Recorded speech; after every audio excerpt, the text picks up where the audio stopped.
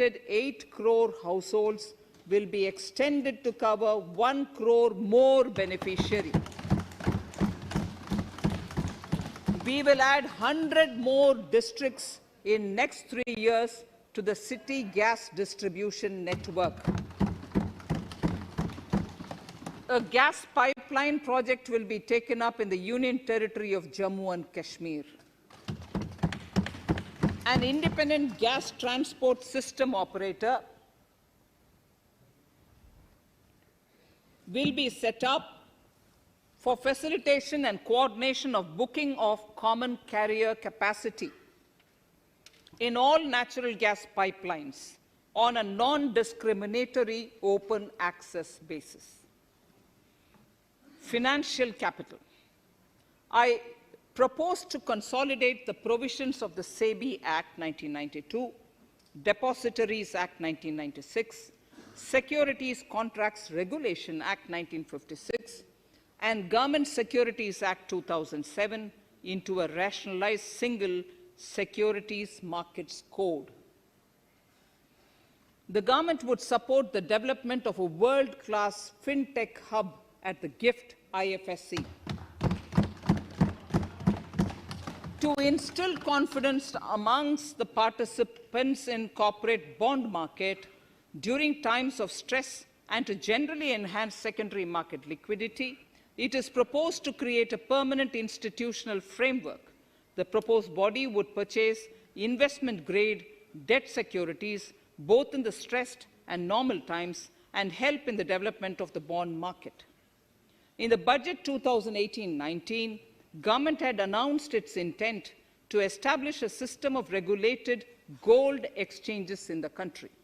For the purpose, SEBI will be notified as the regulator, and Warehousing Development and Regulatory Authority will be strengthened to set up a commodity market ecosystem arrangement, including vaulting, assaying, logistics, etc., in addition to warehousing. Towards investor protection, I propose to introduce an investor charter as a right of all financial investors across all financial products. To give a further boost to the non-conventional energy sector, I propose to provide additional capital infusion of 1,000 crores to Solar Energy Corporation of India and 1,500 crores to Indian Renewable Energy Development Agency. I propose to amend the Insurance Act 1938 to increase the permissible FDI limit from 49% to 74% in insurance companies and allow foreign ownership and control with safeguards. Under the new structure, the majority of directors on the board and key management persons would be resident Indians, with at least 50% of directors being independent directors and specified percentage of profits being retained as general reserve. Stressed asset resolution by setting up a new structure. The high level of provisioning by public sector banks of their stressed assets calls for a measure to clean up the bank books. An asset reconstruction company limited and asset management company would be set up to consolidate and take over the existing stressed debt and then manage and dispose of the assets to alternative investment funds and other potential investors for eventual value realization. Recapitalization of PSB. To further consolidate the financial capital capacity of PSBs, further recapitalization of 20,000 crores is proposed in 21-22. Deposit insurance.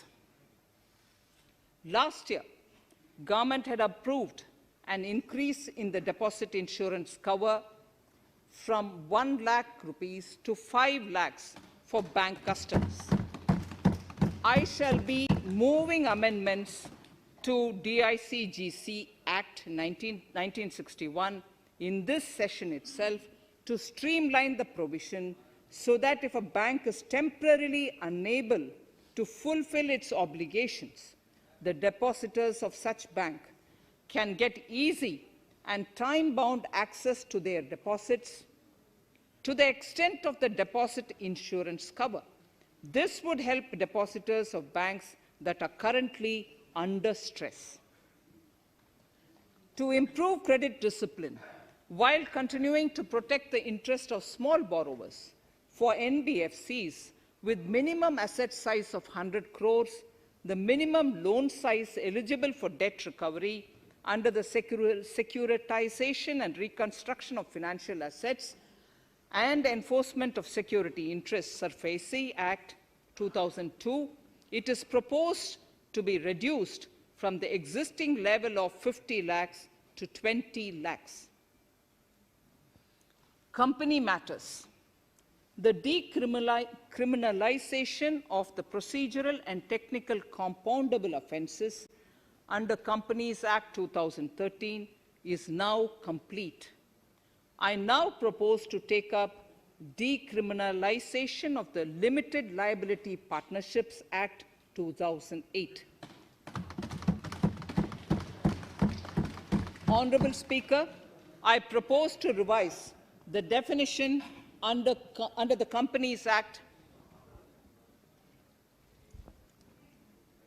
2013 for small companies by increasing the threshold for paid-up capital from not exceeding 50 lakh to not exceeding 2 crores and turnover from not exceeding 2 crores to not exceeding 20 crores. This will benefit more than 2 lakh companies in easing their compliance requirements.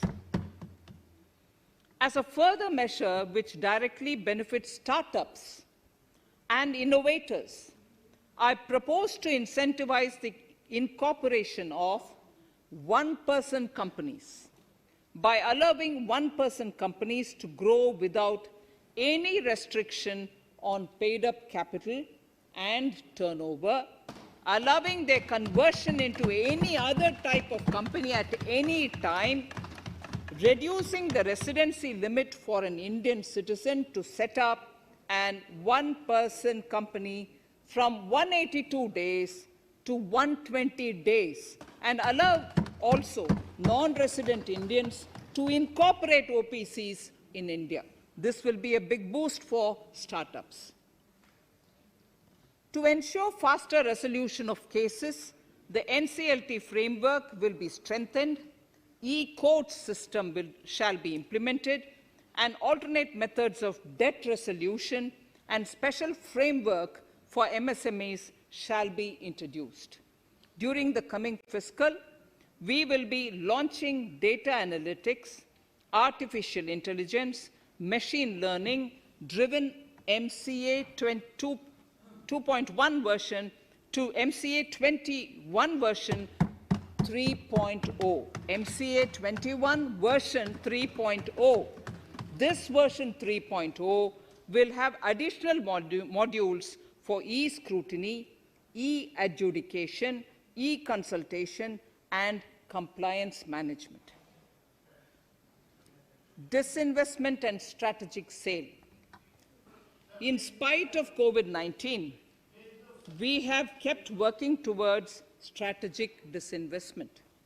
A number of transactions, namely BPCL, Air India, Shipping Corporation of India, Container Corporation of India, IDBI Bank, Bharat Earth Movers Limited, Pawan Hans, Neelachal Ispat Nigam Limited, among others, would be completed in 21-22.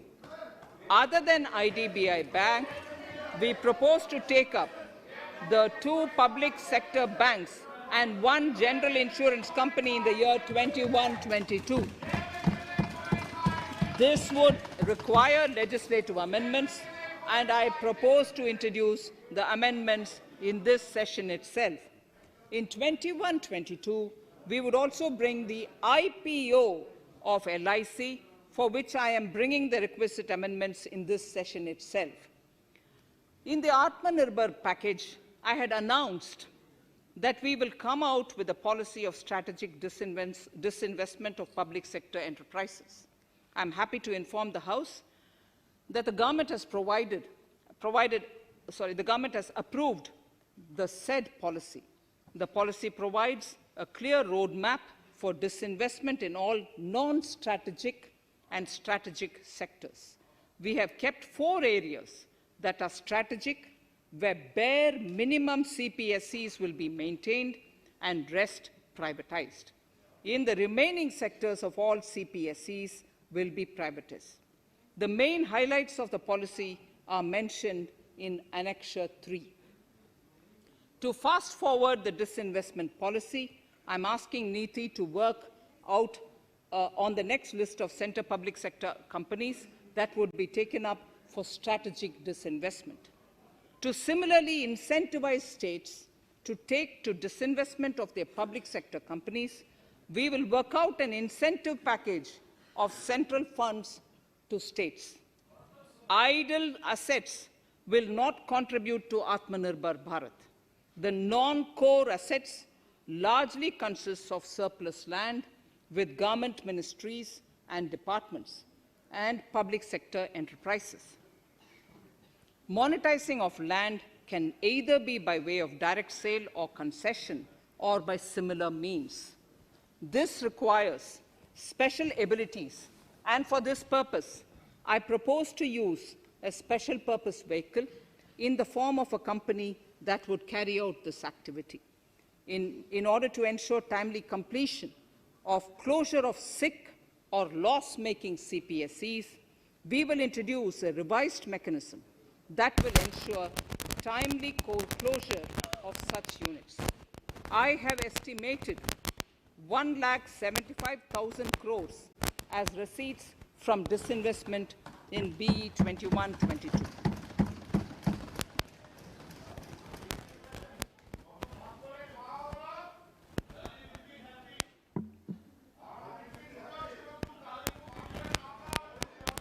Government financial reforms. Under the Treasury single account, the TSA system, autonomous bodies directly draw funds from the government's account at the time of actual expenditure, saving interest costs. We will extend the TSA system for universal application from 21-22. On the recommendation of the 15th Finance Commission, we have undertaken a detailed exercise to rationalize and bring down the number of centrally sponsored schemes.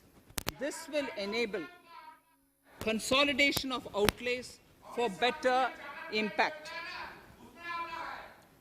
The government is committed to the development of multi-state cooperatives and will provide all support to them. To further streamline the ease of doing business for cooperatives, I propose to set up a separate administrative structure for them.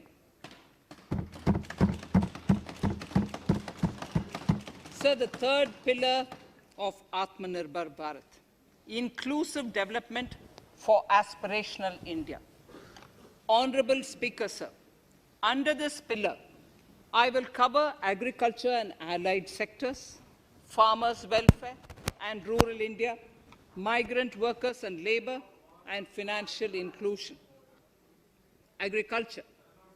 Our government is committed to the welfare of farmers. The MSP regime has undergone a sea change to assure price that is at least 1.5 times the cost of production across all commodities.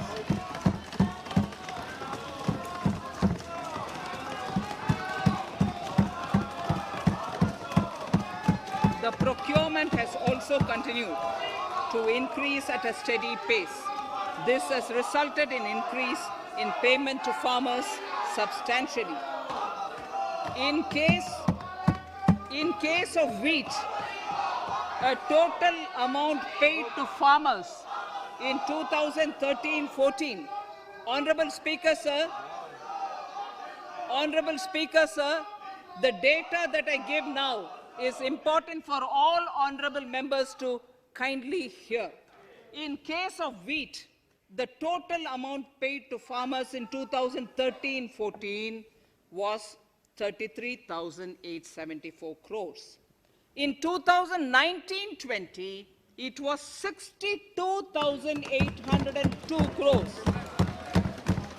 And even better, Honorable Speaker, in 2020-2021, this amount paid to farmers was 75,060 crores.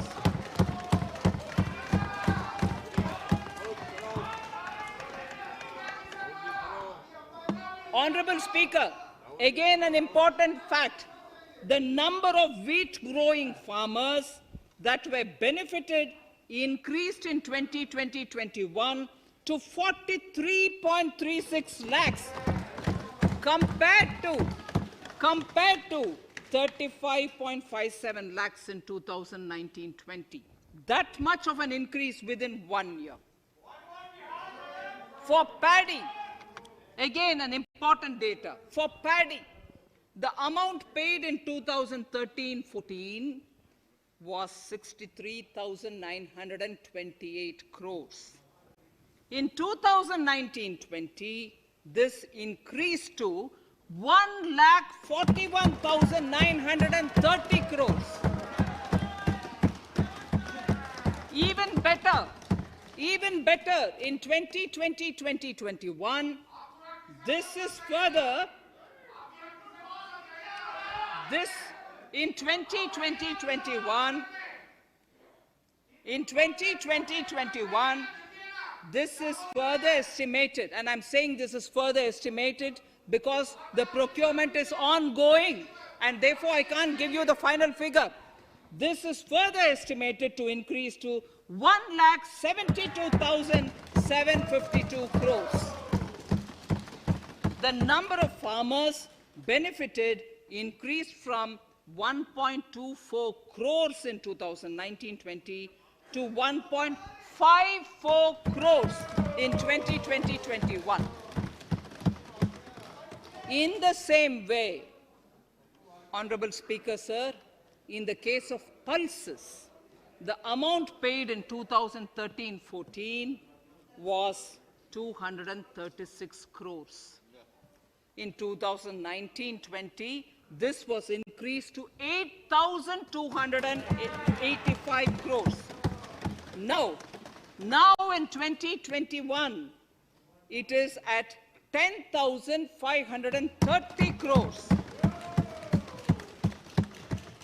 More than 40 times increase from 2013-14. The receipts to cotton farmers have seen a stupendous increase from 90 crores in 2013-14 to 25,974 crores in, I'm giving you data as of 27th January 2021, this is bound to increase. From 90 crores for cotton farmers in 2013-14 to 25,974 crores in 2021. All the details in complete narration is available in Annexure 4 to my speech. Early this year, Honorable Prime Minister had launched the Swamitwa scheme. Under this, a record of rights is being given to property owners in villages. Up till now, about 1.80 lakh property owners in 1,241 villages have been provided cards. I propose during 21-22 to extend this to cover all states and union territories.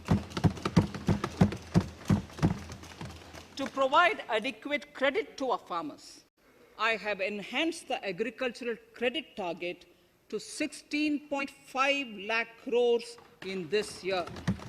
We will focus on ensuring increased credit flow to animal husbandry, Pashupalan, dairy, and to Matsyakar, to the fisheries.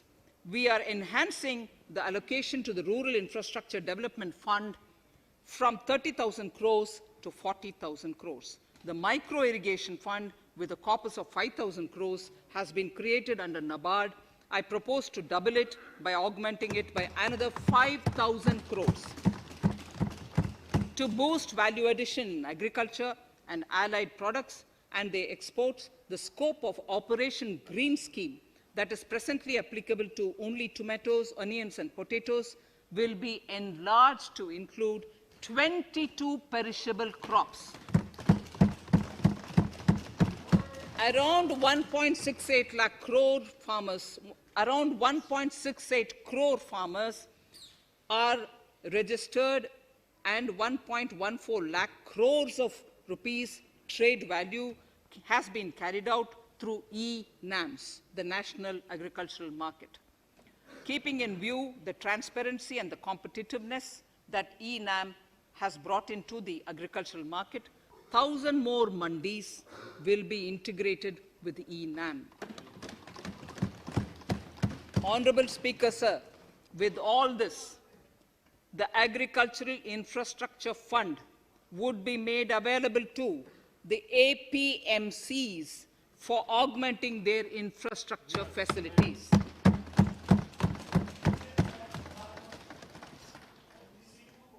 Fisheries.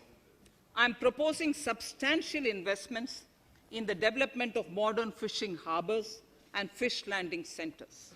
To start with, 5 major fishing harbors, Kochi, Chennai, Visakhapatnam, Paradip, and Petua Ghat, will be developed as hubs for economic activity. We will also develop inland fishing harbors and fish landing centers along the banks of rivers and waterways.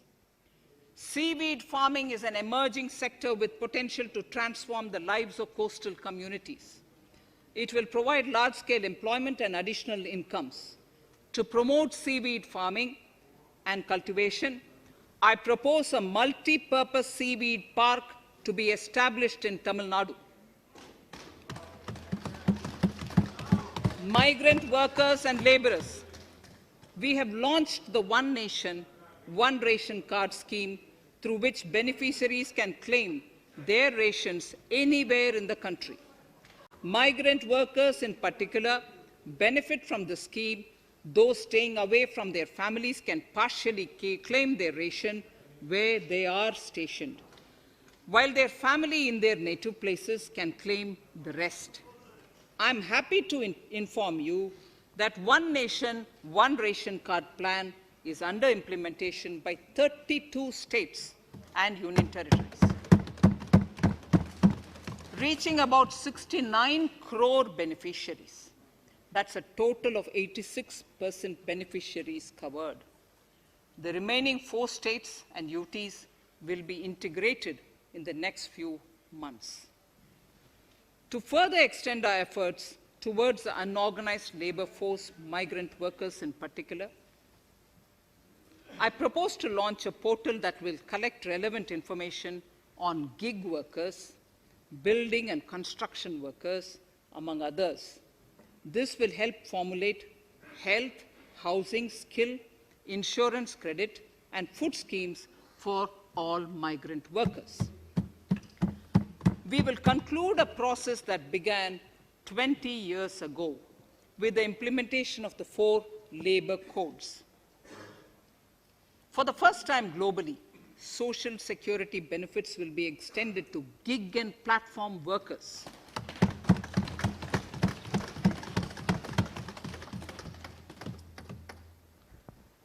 Minimum wages will apply to all categories of workers, and they will all be covered by the Employees State Insurance Corporation. Women will be allowed to work in all categories and also in the night shifts with adequate protection. At the same time, compliance burden on employers will be reduced with a single registration and licensing and online returns. Financial inclusion. To further facilitate credit flow under the scheme of Stand Up India for the scheduled castes and scheduled tribes and also women, I propose to reduce the margin money requirement from 25% to 15% only, and to also include loans for activities in allied sectors, in allied activities in agriculture. We have taken a number of steps to support the MSME sector. In this budget, I have provided 15,700 crores to this sector, more than double of the last year's BE. Honorable Speaker, sir, I now go to the fourth pillar, reinvigorating human capital. The national education policy announced recently has had good reception. In school education, more than 15,000 schools will be qualitatively strengthened to include all components of the national education policy. They shall emerge as exemplar schools in their regions, hand-holding and mentoring other schools to achieve the ideals of policy. 100 new Sainik schools will be set up in partnership with NGOs, private schools, and states. Higher education. In Budget 2019-20, I had mentioned about the setting up of a higher education commission in India. We would be introducing the legislation this year to implement the same. It will be an umbrella body having 4 separate vehicles for standard setting, accreditation, regulation, and funding. Many of our cities have various institutions, universities, and colleges supported by the Government of India. Hyderabad, for example, has about 40 major institutions. In 9 such cities, we will create a formal umbrella structure so that these institutions can have better synergy while also retaining their internal autonomy. A glue grant will be set aside for this purpose. For accessible higher education in Ladakh, I propose to set up a central university in Leh.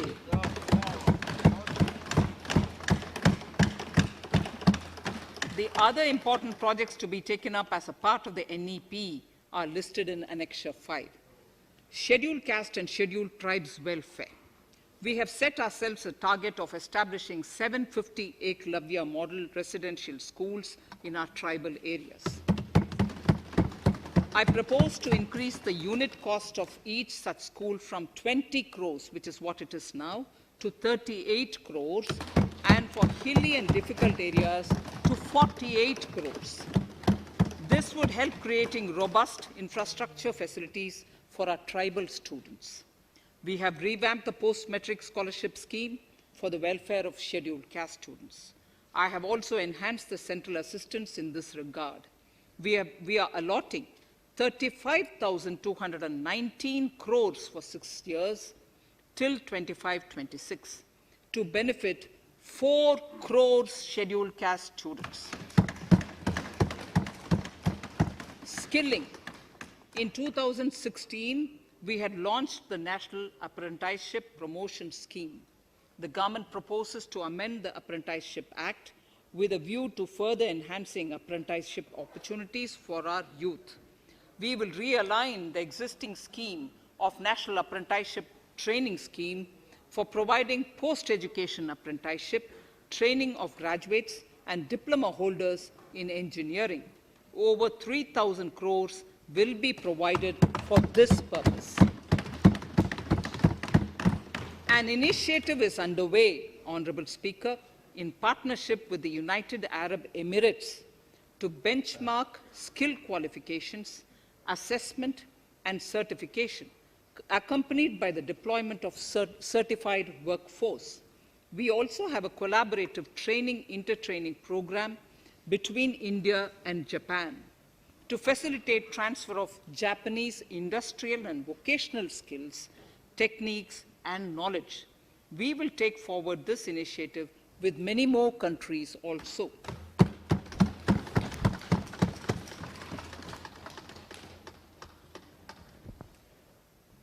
Innovation and R&D. In my budget speech of 2019, I had announced the National Research Foundation. We have now worked worked out the modalities, and the NRF outlay will be of 50,000 crores over 5 years. It will ensure that the overall research ecosystem in the country is strengthened with focus on identified national priority thrust areas.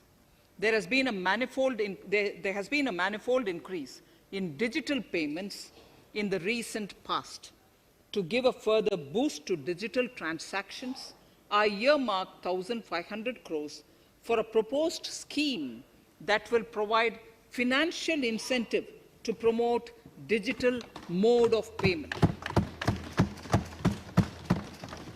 We will undertake a new initiative, National Language Translation Mission. This will enable the wealth of governance and policy-related knowledge on the internet being made available in major Indian languages. The new Space India Limited, a PSU, under the Department of Space, will execute the PSLV CS-51 launch, carrying the Amazonia satellite from Brazil, along with a few smaller Indian satellites. As part of the Gaganyaan mission activities, 4 Indian astronauts are being trained on generic spaceflight aspects in Russia. The first unmanned launch is slated for December 2021. Our oceans are a storehouse of living and non-living resources.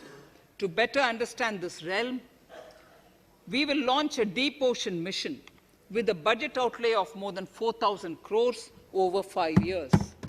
This mission will cover deep ocean survey exploration and projects for the conservation of deep sea biodiversity. I come to the 6th pillar, Honorable Speaker, minimum government, maximum governance. Honorable Speaker, sir, this is the last of the 6 pillars. This will outline plans for reforms in one of our core principles of minimum government, maximum governance. We have taken a number of steps to bring reforms in tribunals in the last few years for speedy delivery of justice. Continuing with the reforms process, I now propose to take further measures to rationalize the functioning of tribunals. We have introduced the National Commission for Allied Healthcare Professionals Bill in Parliament. National Commission for Allied Healthcare Professionals Bill in the Parliament, with a view to ensure transparent and efficient regulation of 56 allied healthcare professionals. Additionally, to bring about transparency, efficiency, and governance reforms in the nursing profession, the National Nursing and Midwifery Commission Bill will be introduced by the government for passing. To have ease of doing business for those who deal with government or CPSEs and carry out contracts, I propose to set up a conciliation mechanism and mandate its use for quick resolution of contractual disputes. This will instill confidence in private investors and contractors. Honorable Speaker, sir, the forthcoming census could be the first digital census in the history of India.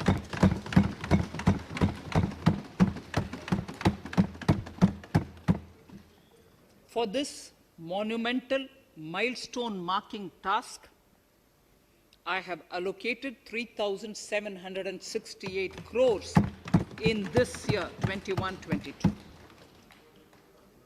Honorable Speaker, Goa is celebrating the Diamond Jubilee year of the state's liberation from Portuguese rule. From the Government of India's side, I propose to grant 300 crores to the Government of Goa for the celebrations. I propose to provide 1,000 crores for the welfare of tea workers, especially women and children in Assam and West Bengal. A special scheme will be devised for the same.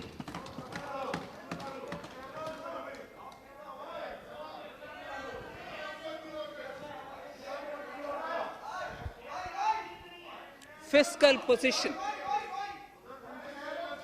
Fiscal position. In these last few paragraphs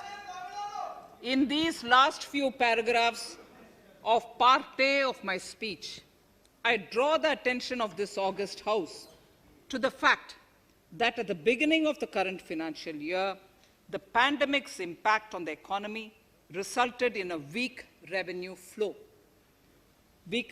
inflow. This was combined with high expenditure to provide essential relief to vulnerable sections of the society, especially the poor, the women, scheduled castes, and scheduled tribes. Unlike many other countries, we opted for a series of medium-sized packages during the pandemic so that we could calibrate and target our response according to the evolving situation. Once the health situation stabilized and the lockdown was being slowly lifted, we switched to ramping up government spending so as to revive domestic demand. As a result, against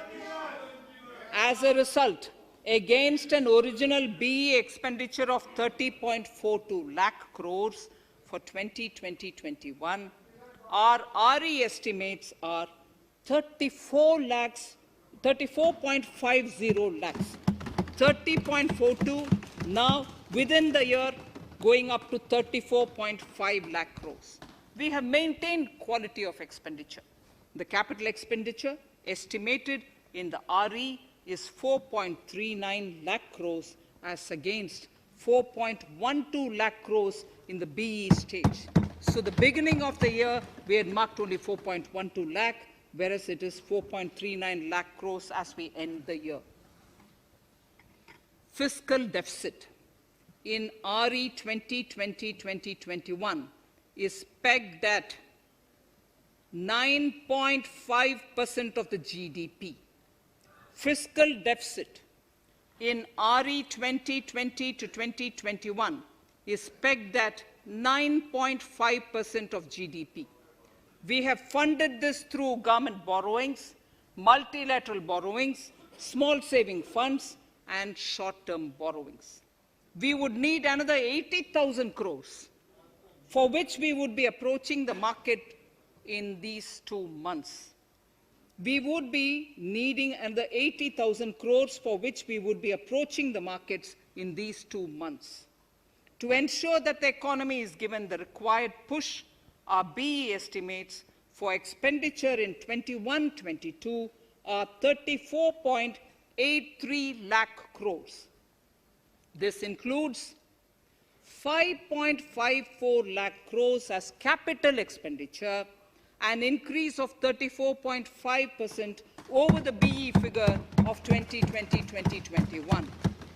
The fiscal deficit in BE 21-22 is estimated to be 6.8% of the GDP.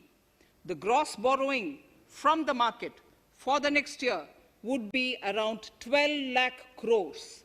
We plan to continue with our path of fiscal consolidation and intend to reach the fiscal deficit level below 4.5% of the GDP by 2025-2026, with a fairly steady decline over the period.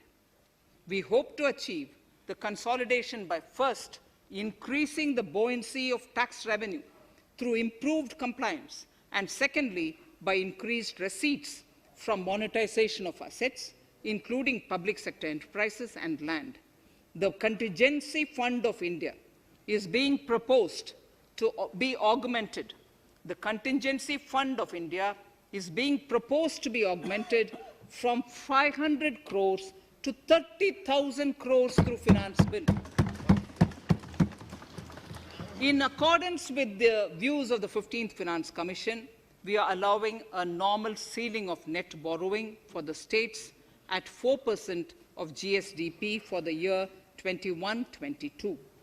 A portion of this ceiling will be earmarked to be spent on incremental capital expenditure. Additional borrowing ceiling of 0.5% of the GSDP will also be provided subject to conditions. States will be expected to reach a fiscal deficit of 3% of GSDP by 2023-24 as recommended by the 15th Finance Commission. In the July 2019-20 budget, I introduced the Statement 27 on extra budgetary resources. It disclosed the borrowings of the government agencies that went towards funding Government of India schemes and whose repayment burden was on the government. In my 2020-21 budget, I enhanced the scope and coverage of that statement by including the loans provided by government to the FCI, the Food Corporation of India.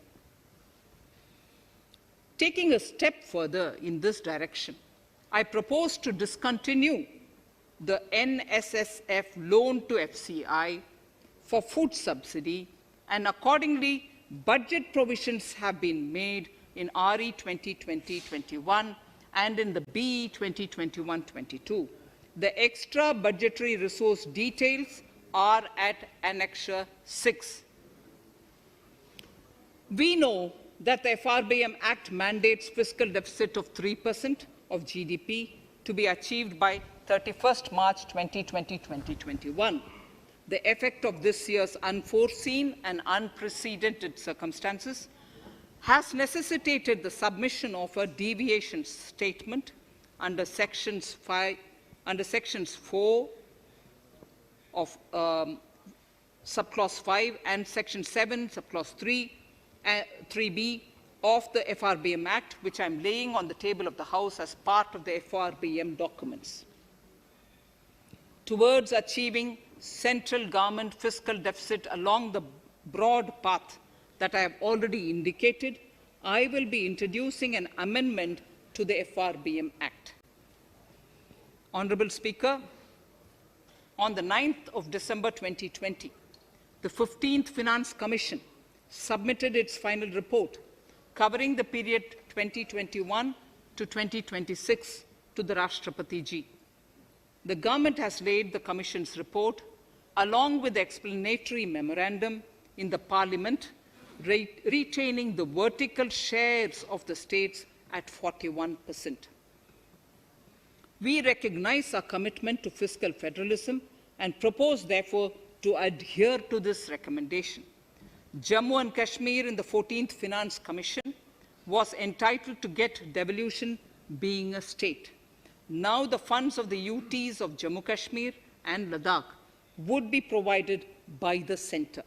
I have also provided on the Commission's recommendation 1,18,452 crores as revenue deficit grant to 17 states in 21-22, as against 74,340 crores to 14 states in 2020-21.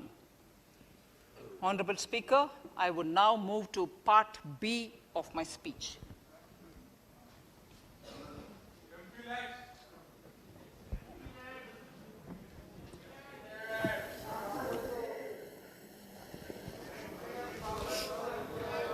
Honourable Speaker, the world is facing a serious challenge of the pandemic and its aftershock.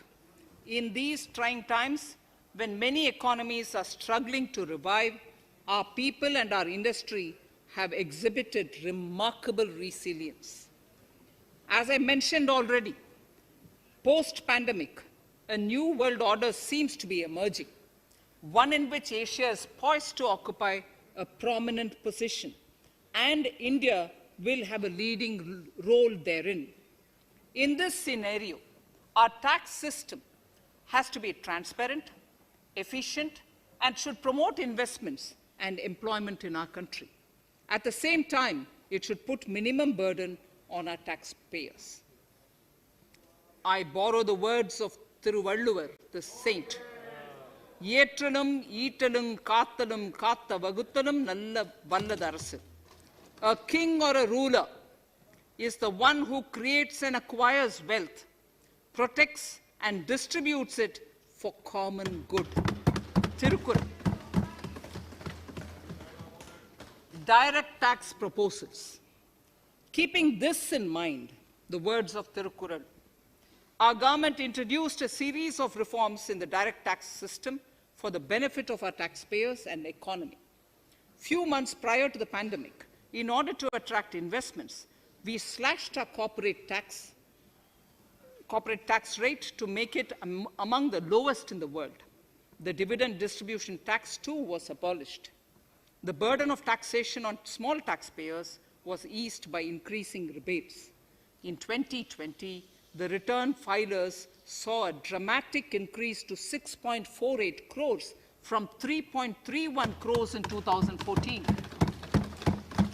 In the direct tax administration, we had recently introduced the faceless assessment and faceless appeal. I now seek to take further steps to simplify the tax administration, ease compliance, and reduce litigation. Relief to senior citizens. I begin my direct tax proposals by offering my pranam to our senior citizens. Many of them, despite having foregone several basic necessities of their own, have strived to build our nation. Now, in the 75th year of independence of our country, when we continue our endeavor with renewed vigor, we shall reduce compliance burden on our senior citizens who are 75 years of age and above. For senior citizens who only have pension and interest income, I propose exemption from filing their income tax returns.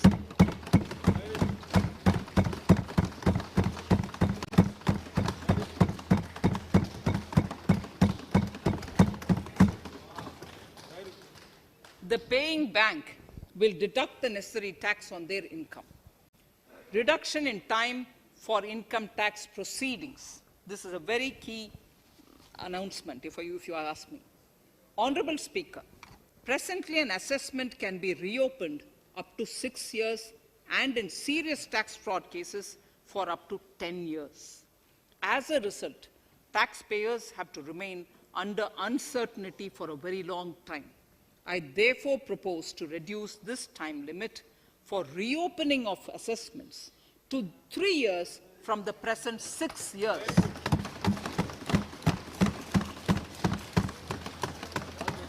In serious tax evasion cases too, only where there is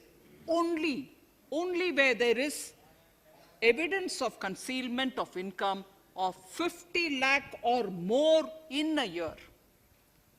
In serious tax evasion cases too, only where there is evidence of concealment of income of 50 lakh or more in a year can the assessment be reopened up to 10 years. Even this reopening can be done only after the approval of the Principal Chief Commissioner, the highest level of Income Tax Department. Setting up the Dispute Resolution Committee. Honorable Speaker, it has been the resolve of this government to reduce litigation, which mars the present taxation system. The government came out with the Direct Taxation Vivad Se Vishwas scheme to give taxpayers an opportunity to settle long-pending disputes and be relieved to further strain on their time and resources. The response from taxpayers has been the best ever, as over 110,000 taxpayers have already opted to settle tax disputes of over 85,000 crores under the scheme. To further reduce litigation for small taxpayers, I propose to constitute a dispute resolution committee for them, which will be faceless to ensure efficiency, transparency, and accountability. Anyone with a taxable income up to 50 lakh and disputed income up to 10 lakh shall be eligible to approach the committee. Faceless IT-AT. For ease of compliance and to reduce discretion, we are committed to make the taxation processes faceless. The government has already introduced faceless assessment and appeal this year.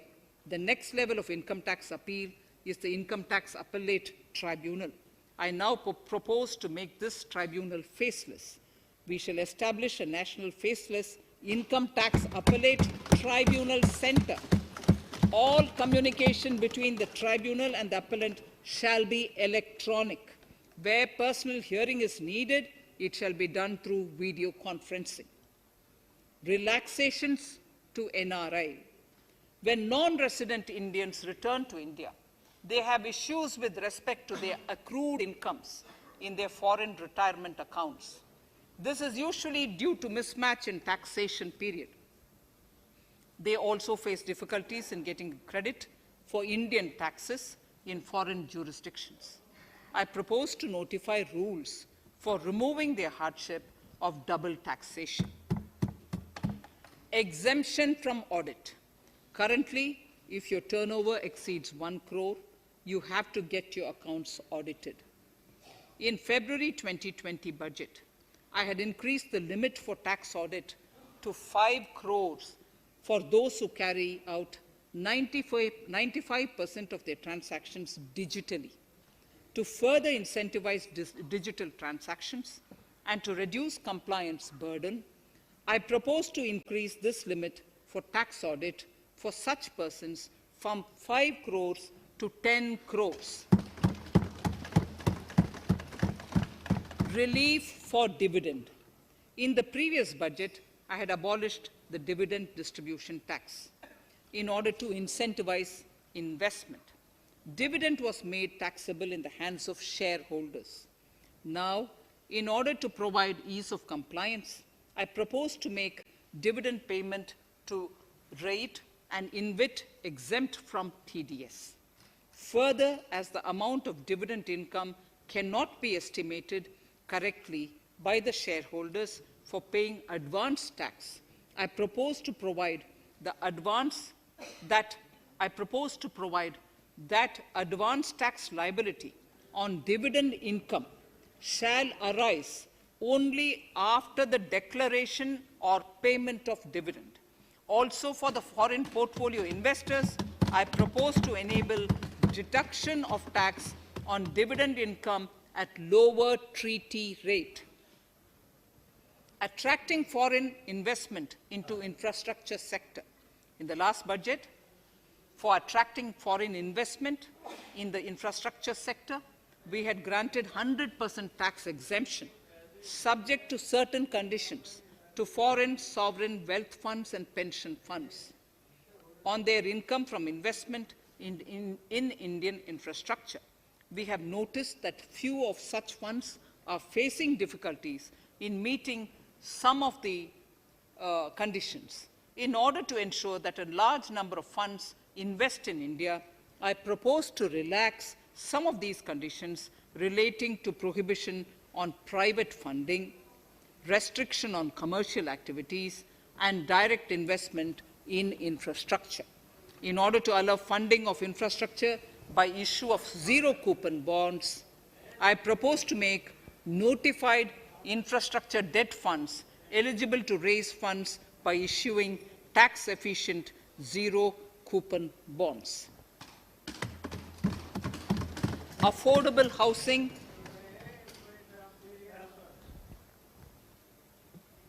Affordable housing and rental housing. This government sees housing for all and affordable housing as priority areas.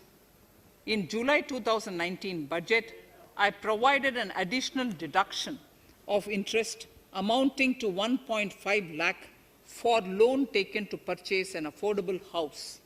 I propose to extend the eligibility of this condition by 1 more year to 31st March 2022. The additional deduction of 1.5 lakh shall therefore be available for loans taken up to 31st March 2022 for the purchase of affordable houses. Further, to keep up the supply of affordable houses, I propose that the affordable housing projects can avail a tax holiday for 1 more year till 31st March 2022. These are available now for projects also. We are committed to promote supply of affordable rental housing for migrant workers. For this, I propose to allow tax exemption for notified affordable rental housing projects. Tax incentives to IFSC. As I mentioned in Part A of this speech, the government is committed to making the International Financial Services Center in GIFT City a global financial hub. In addition to the tax incentives already provided, I propose to include, among others, tax holiday for capital gains for aircraft leasing companies, tax exemption for aircraft lease rentals paid to foreign lessors, tax incentive for relocating foreign funds in the IFSC, and to allow tax exemption to the investment division of foreign banks located in the IFSC. Pre-filling of returns. Honorable Speaker, in order to ease compliance for the taxpayer, details of salary income, tax payments, TDS, etc., already come pre-filled in income tax returns. To further ease filing of returns, details of capital gains from listed securities, dividend income, and interest from banks, post office, etc., will also be now pre-filled. Relief to small trusts. We hope to reduce compliance burden on small charitable trusts running educational institutions and hospitals. So far, there is a blanket exemption to such entities whose annual receipt does not exceed 1 crore of rupees. I now propose to increase this amount to 5 crores. Labor welfare. We have noticed that some employers deduct the contribution of employees toward provident funds, superannuation funds, and other social security funds, but do not deposit these contributions within the specified time. For these employees, this means a loss of interest or income. In cases where an employer later becomes financially unviable, non-deposit results in a permanent loss for the employees. In order to ensure that employees' contributions are deposited on time, I reiterate that the late deposit of employees' contribution by the employer will not be allowed as deduction to the employer.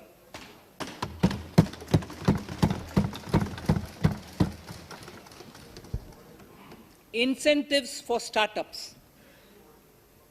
In order to incentivize startups in the country, I propose to extend the eligibility for claiming tax holiday for startups by 1 more year, till 31st March 2022.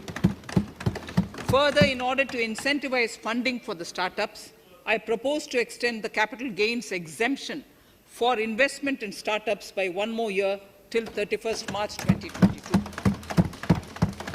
Sir, I now come to indirect tax proposals. GST. Before I come to my indirect tax proposals, I would like to appraise the House on GST. The GST is now 4 years old, and we have taken several measures to further simplify it. Some of the measures include nil return through SMS, quarterly return and monthly payment for small taxpayers, electronic invoice system, validated input tax statements, pre-filled editable GST return, and staggering of returns filing. The capacity of GST and system has also been enhanced. We have also deployed deep analytics and artificial intelligence to identify tax evaders and fake billers and launched special drives against them. The results speak for themselves. We have made record collections in the last few months. The GST Council has painstakingly thrashed out thorny issues. As chairperson to the Council, I want to assure this House that we shall take every possible measure to smoothen the GST further and to remove anomalies such as inverted duty structure.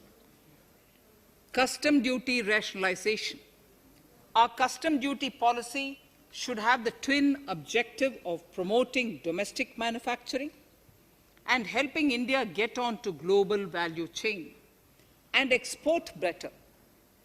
The thrust now has to be on easy access to raw materials and exports of value-added products. Towards this, last year, we started overhauling the customs duty structure, eliminating 80 outdated exemptions. I also thank everyone who responded overwhelmingly to a crowdsourcing call for suggestions on this revamp. I now propose to review more than 400 old exemptions this year. I repeat, I now propose to review more than 400 old exemptions this year. We will conduct this through extensive consultations, and from 1st October 2021, we will put in place a revised customs duty structure free of distortions. I also propose that any new customs duty exemptions, therefore, henceforth will have validity up to 31st March, following 2 years from the date of the issue. Electronic and mobile phone industry. Domestic electronic manufacturing has grown rapidly. We are now exporting items like mobiles and chargers. For greater domestic value addition, we are withdrawing a few exemptions on part of chargers and subparts of mobiles. Further, some parts of mobiles will move from nil rate to a moderate 2.5%. Iron and steel. MSMEs and other user industries have been severely hit by a recent sharp rise in iron and steel prices. Therefore, we are reducing customs duty uniformly to 7.5% on semis, flats, and long products of non-alloy, alloy, and stainless steels. To provide relief to metal recyclers, mostly MSMEs, I am exempting duty on steel scrap for a period up to 31st March 2022. Further, I am also revoking ADD and CVD on certain steel products. Also, to provide relief to copper recyclers, I am reducing duty on copper scrap from 5% to 2.5%. Textiles. The textile sector generates employment and contributes significantly to the economy. There is a need to rationalize duties on raw material inputs to man-made textiles. We are now bringing nylon chain on par with polyester and other man-made fibers. We are uniformly reducing the BCD rates on caprolactam, nylon chips, nylon fiber, and yarn to 5%. This will help the textile industry, MSMEs, and also overall exports. Chemicals. We have calibrated customs duty rates on chemicals to encourage domestic value addition and to remove inversions. Apart from other items, we are reducing customs duty on naphtha to 2.5% to correct inversion. Gold and silver presently attract a basic customs duty of 12.5%. Since the duty was raised from 10% in July 19, prices of precious metals have risen sharply. To bring it closer to previous levels, we are rationalizing customs duty on gold and silver. Renewable energy. In Part A, we have already acknowledged that solar energy has huge promise for India. To build up domestic capacity, we will notify a phased manufacturing plan for solar cells and solar panels. At present, to encourage domestic production, we are raising duty on solar inverters from 5% to 20% and on solar lanterns from 5% to 15%. Capital equipment and auto parts. There is immense potential in manufacturing heavy capital equipment domestically. We will comprehensively review the rate structure in due course. However, we are revising duty rates on certain items immediately. We propose to withdraw exemptions on tunnel boring machine. It will attract a customs duty of 7.5% and its parts a duty of 2.5%. We are raising customs duty on certain auto parts to 15% to bring them on par with general rate on auto parts. MSME products. We are proposing certain changes to benefit MSMEs. We are increasing duty from 10 to 15% on steel screws and plastic builder wares. On prawn feed, we increase it from 5 to 15%. We are rationalizing exemption on import of duty-free items as an incentive to exporters of garments, leather, and handicraft items. Almost all of these items are made domestically by our MSMEs. We are withdrawing exemption on imports of certain kinds of leathers as they are domestically produced in good quantity and quality, mostly by MSMEs. We are also raising customs duty on finished synthetic gemstones to encourage domestic processing. Agriculture products to benefit farmers. We are raising customs duty on cotton from nil to 10%, on raw silk and silk yarn from 10 to 15%. We are also withdrawing end-use-based concession on denatured ethyl alcohol. Currently, rates are being uniformly calibrated to 15% on items like maize, bran, rice bran, oil cake, and animal feed additives. There is an immediate need to improve agricultural infrastructure so that we produce more while also conserving and processing agricultural output efficiently. This will ensure enhanced remuneration for our farmers. To earmark resources for this purpose, I propose an agricultural infrastructure and development cess on a small number of items. However, while applying this cess, we have taken care not to put additional burden on consumers on most items. Rationalization of procedures and easing of compliance. For their judicious application, we propose certain changes in the provisioning related to ADD, anti-dumping duty, and CVD, countervailing duty levies. To complete customs investigation, we are prescribing definite timelines. In 2020, we rolled out the Turant Customs Initiative, which brought in faceless, paperless, and contactless customs measures. With effect from September 2020, we have implemented a new procedure for administration of rules of origin. This has helped in putting a check on misuse of FTAs. The specific details of direct and indirect tax changes proposed are listed in the annexure to my speech. Honorable Speaker, sir, with these words, I commend the budget to this august House. Thank you.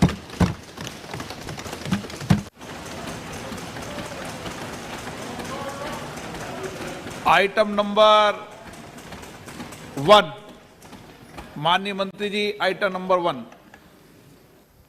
Sorry, I don't have it with me. Sir, I wish to place on table the 15th Finance Commission report.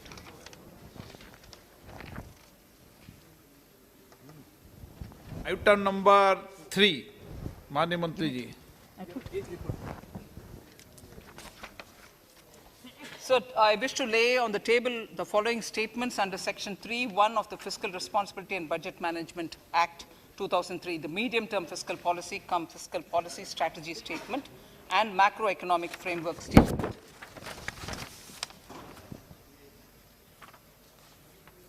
Item number 4. So I wish to seek your permission to move for leave to introduce the Finance Bill 2021. प्रश्न ये कि विधेयक को पुनर्स्थापित करने की अनुमति प्रदान की जाए। जो सदस्य इसके पक्ष में हाँ कहें, जो सदस्य इसके विरोध में ना कहें। मेरे विचार में निर्णय हाँ वालों के पक्ष में हुआ, हाँ वालों के पक्ष हुआ। माननीय मंत्री जी विधेयक को पुनर्स्थापित करें। Shri Prahlad Joshi ji. With your permission, I rise to present the 18th report of Business Advisory Committee. माननीय सदस्यगण, माननीय वित्त मंत्री जी के बजट भाषण की प्रतियां प्रकाशक फलक पर उपलब्ध है। सदस्य अपनी प्रति प्रकाशन फलक से प्राप्त कर सकते हैं। माननीय सदस्यगण, जैसा कि आपको समाचार 2 के माध्यम से पहले सूचित किया जा चुका है की बजट की प्रतियां आपको मेंबर्स पोर्टल के माध्यम से उपलब्ध कराई जा रही है। सभा की कार्रवाई मंगलवार दिनांक 2 फरवरी 2021 को दोपहर 4 बजे तक के लिए स्थगित की जाती है।